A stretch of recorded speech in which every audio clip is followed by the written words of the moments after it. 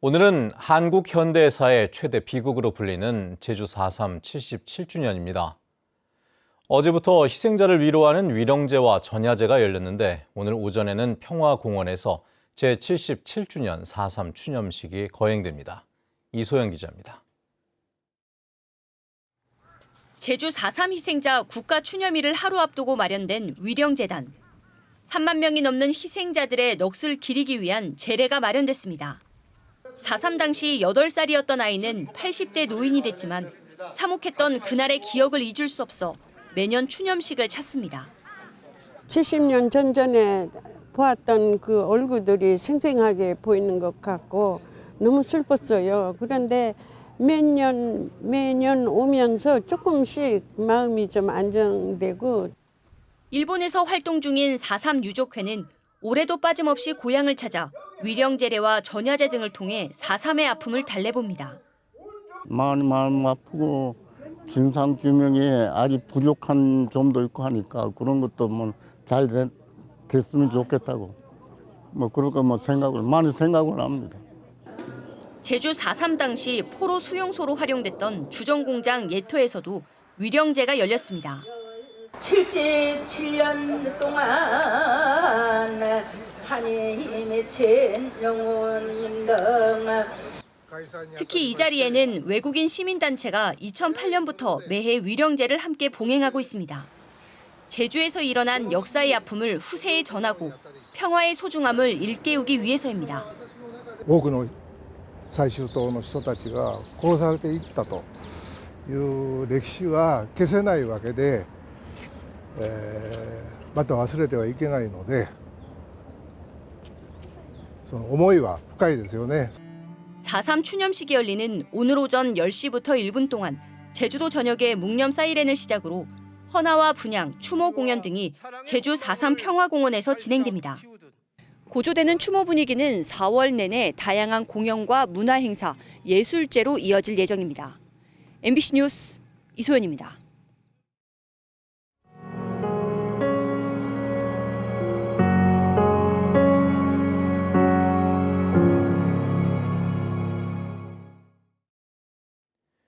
유네스코 세계기록유산 최종 심사를 앞두고 있는 제주 4.3 기록물 중에는 문학작품으로는 유일하게 소설 순이삼촌이 포함이 됐습니다. 참담했던 민간인 학살을 생생하게 그려낸 순이삼촌은 4.3을 한동안 잊고 있었던 우리 사회에 충격을 던져줬던 기록이었습니다. 조인호 기자입니다. 토요일 오후 제주의 한 도서관에서 독자들과 만난 84살의 노신사. 소설 순이삼촌의 작가 형기영 씨는 자신이 왜 한평생 4.3을 떠날 수 없었는지 털어놓았습니다. 밤에 잠자는데 악몽을 꿨어요. 2번이나 꾸는 거야. 네가 4.3에서 뭐 한 게 있다고 말이야. 4.3에서 도망치려고 그러냐고. 이 새끼 매우 차라. 이러고. 순이삼촌이 발표된 것은 박정희 군사정권의 위세가 절정에 이르렀던 1978년. 7살 때 4.3을 겪은 현기영 씨가 고향을 떠나 서울의 학교 선생님이 된 뒤에도 4.3은 언제나 귓가에 맴도는 이야기였습니다. 할머니들 또는 어머니들, 아주머니들 방구석에서 드런드런 소리가 높으면 안 되니까 드런드런하면서 어느 밭에서 누가 죽었고 그러면서 하던 얘기를 계속 반복적으로 하시고. 그래서 친구의 고향인 북촌리를 찾아갔습니다. 학교 운동장에 사람들을 모아놓고 수십 명씩 밭으로 끌고 가 총살했던 마을.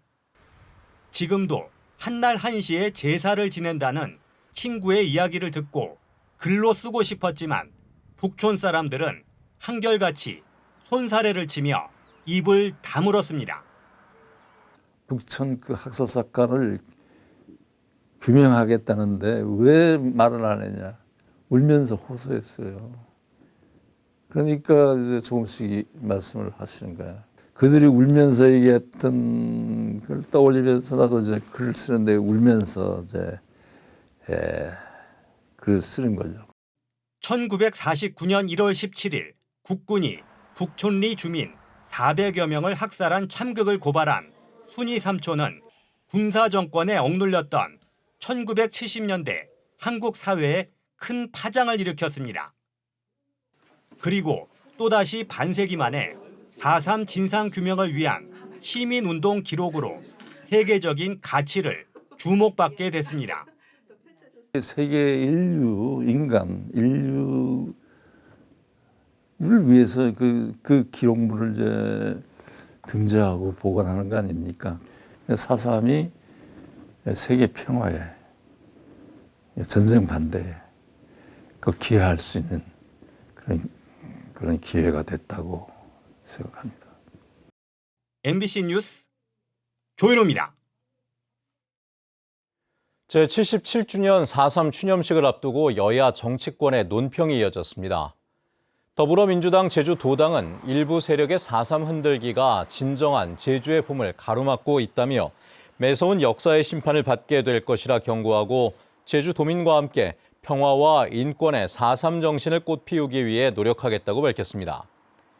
국민의힘 제주도당은 비극이 진영을 갈라치게 해서는 안 된다며 4.3 영령들 앞에서 4.3의 정치화와 정쟁화를 근절하고 선거를 비롯한 정치적 경쟁의 장에 다시는 4.3을 이용하지 않을 것을 다짐하자고 제안했습니다. 우원식 국회의장이 제77주년 4.3 희생자 추념식에 참석하기 위해 제주를 찾았습니다. 국회의장의 추념식 참석은 이번이 처음인데요. 우원식 의장은 제주 MBC와의 단독 대담회에서 4.3 역사 왜곡에 대한 엄정한 처벌과 지속적인 4.3 해결을 위해 국회가 적극 지원하겠다고 밝혔습니다. 송원일 기자입니다. 77번째 열리는 4.3 희생자 추념식에 참석하기 위해 제주를 찾은 우원식 국회의장. 제주 MBC 토론 프로그램에 출연한 우 의장은 늘 그렇듯 가슴에 붉은 동백꽃 배지를 달았습니다. 공산당 배지라는 가짜 뉴스가 한때 나돌기도 했지만 4.3 유족들이 준 것이라며 자랑스럽게 달고 있다고 밝혔습니다. 이 배지에는 4.3 항쟁 또 그 과정에 엄청나게 많은 희생들이 다 녹아 있는 그 아픔이 있는 배지인데 그걸 이렇게 왜곡하는 걸 보고 제주도민들한테 또 상처가 되는 거 아닌가. 현기영 작가의 순이 삼촌을 읽고 펑펑 운 뒤 4.3에 대해 관심을 갖게 됐다는 우 의장은 진상규명의 중요성을 강조했습니다. 얼마나 많은 악행이 있었는가라고 하는 거를 처음으로 그때 순이 삼촌을 보면서 이거 우리가 진상규명해야 된다. 이거는 넘어서야 된다. 4.3 역사 왜곡을 처벌할 수 있도록 한 4.3 특별법 개정안에 대해서는 역사의 후퇴를 막기 위해 반드시 필요하다고 밝혔습니다. 역사를 왜곡하는 거야말로 역사를 후퇴시키는 그리고 앞으로 역사를 보장할 수 없는 우리의 미래를 보장할 수 없는 일이기 때문에 그것은 저는 반드시 처벌해야 된다. 또 4.3 항쟁 기간이 7년 7개월이라며 77주년을 맞는 4.3 추념식을 계기로 진상규명이 제대로 이루어지는 진정한 출발점이 되기를 희망했습니다. 4.3의 정확한 사건 성격도 밝히고 또 피해 정도도 밝히고 그 억울함에 대해서도 밝히고 거기에 맞는 보상과 또 기념과 이런 것들을 제대로 해나가야 되는 거죠. 국회의장으로는 처음 4.3 추념식에 참석하는 우원식 의장은 4.3 해결을 위한 4.3 관련 법률을 통과시키기 위해 국회에서도 적극 노력하겠다고 강조했습니다. MBC 뉴스 송원일입니다.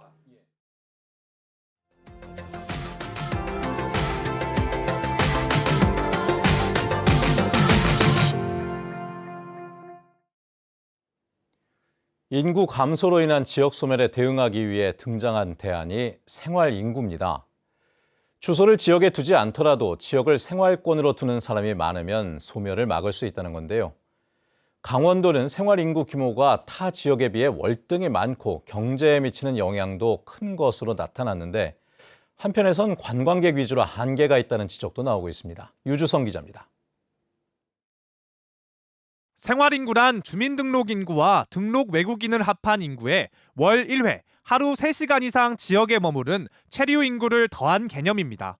정부가 전국 인구 감소 지역 89곳의 생활 인구 특성이 담긴 2024년도 3분기 통계를 발표했는데 가장 눈에 띄는 건 관광업을 주 산업으로 하는 강원도였습니다. 휴가철인 지난해 8월 체류 인구의 카드 사용액 비중은 고성 84%, 양양 81.2%, 평창 80.6%로 1위부터 3위까지 모두 강원도 내 지자체가 차지했습니다. 체류 인구가 등록 인구보다 4-5배가량 많은 금액을 결제한 겁니다. 강원도 전체로 봐도 체류 인구의 카드 사용 비중은 평균 56.7%에 달해 전국에서 가장 높았습니다. 이런 일이 가능했던 건 등록 인구보다 체류 인구가 압도적으로 많기 때문입니다. 고성, 양양, 평창의 인구는 2만 명에서 4만여 명에 불과한데 8월 한 달 체류 인구는 70만 명에서 79만여 명에 달했습니다. 등록 인구 대비 체류 인구가 가장 많았던 양양의 경우 28배까지 차이가 벌어졌습니다.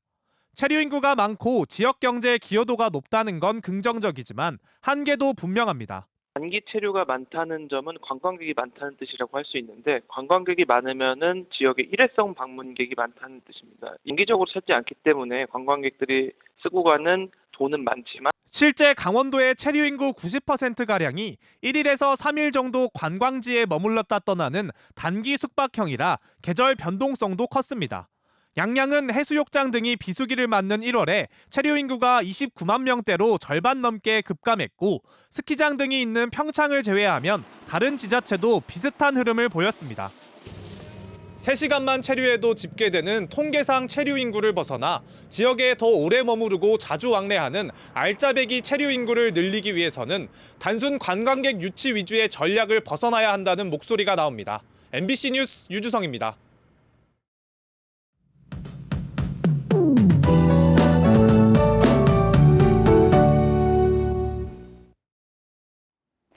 (4.3) 희생자 추념일인 오늘 희생자들의 넋을 위로하듯 온화한 날씨가 예상됩니다. 제77주년 제주 4.3 추념식이 열리는 오전에는 구름 낀 날씨를 보이겠고요. 차차 흐려지겠습니다. 기온은 어제보다 조금 내려가서 낮에 야외 활동하신다면 겉옷을 잘 챙겨 입으셔야겠습니다. 환절기 감기 조심하시기 바랍니다.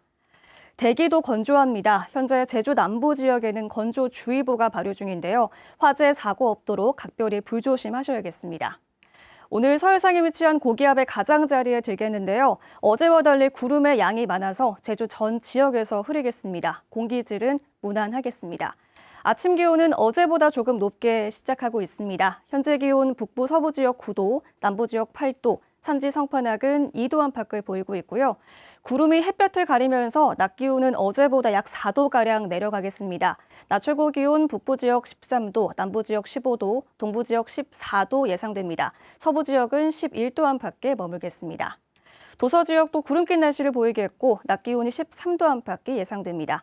바다의 물결은 제주도 전 해상에서 잔잔하게 일겠습니다. 절기청명인 내일은 다시 기온이 오르면서 맑고 포근한 봄 날씨를 보이겠고요. 주말인 토요일에는 기압골의 영향으로 비가 내리겠습니다. 5mm 미만으로 비가 많이 오진 않겠고요. 일요일에는 다시 하늘이 맑아지겠습니다. 날씨 전해드렸습니다. 지난달 제주는 꽃샘추위에 이어 이례적인 고온 현상이 발생했던 것으로 나타났습니다. 제주지방기상청에 따르면 지난달 제주의 평균 기온은 11도로 중순인 16일부터 19일까지는 평년보다 5도가량 낮았고 하순인 21일부터 27일까지의 기온은 평년보다 6도가량 높았습니다. 특히 지난달 25일 제주의 낮 최고 기온은 28.8도까지 치솟아 3월 1일 최고 기온 역대 1위를 기록했는데 기상청은 기후 변화로 인한 이상 기후를 실감할 수 있었다고 설명했습니다. 육아 도우미의 범죄 경력과 건강 상태를 사전에 확인할 수 있는 아이돌봄 지원법 개정안이 국회 본회의를 통과했습니다. 아이돌봄 지원법 개정안은 돌봄 제공기관 등록제를 도입해 민간 육아 도우미의 범죄 경력과 건강 상태를 조회할 수 있도록 하는 법률로 민주당 김한규 국회의원이 대표 발의했습니다. 개정 법률은 공포 1년 후 시행될 예정인데 여성가족부는 1년 동안 민간 아이돌봄 업체의 세부 등록 기준 마련 등 안정적으로 제도가 운영되도록 준비할 계획입니다. 전국 언론 노동조합 JIBS 제주방송 지부는 정진홍 JIBS 사장이 노조위원장을 폭행했다며 퇴진하라고 요구했습니다.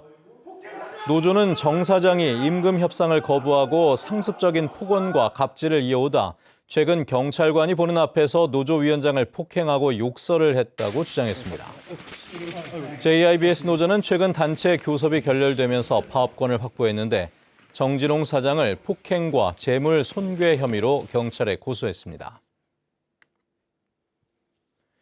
농촌 지역 주민들을 위한 찾아가는 농촌 왕진버스 사업이 오늘부터 시작됩니다. 제주도와 농림축산식품부, 농협중앙회가 공동 추진하는 이 사업은 의료시설이 부족한 농촌 지역 주민들에게 전문 의료진이 직접 찾아가 무상으로 진료합니다.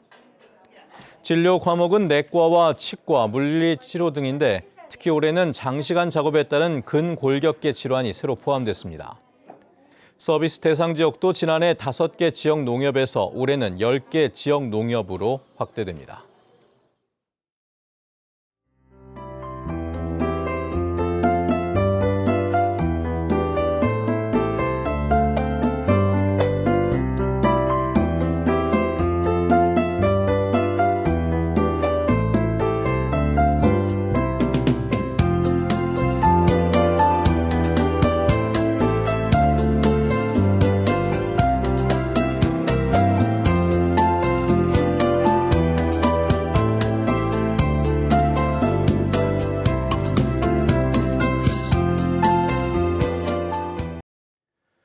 네, 오늘 오전 10시에는 묵념 사이렌이 울립니다. 4.3 명령들의 명복을 빌면서 뉴스투데이 제주를 마칩니다. 여러분 고맙습니다.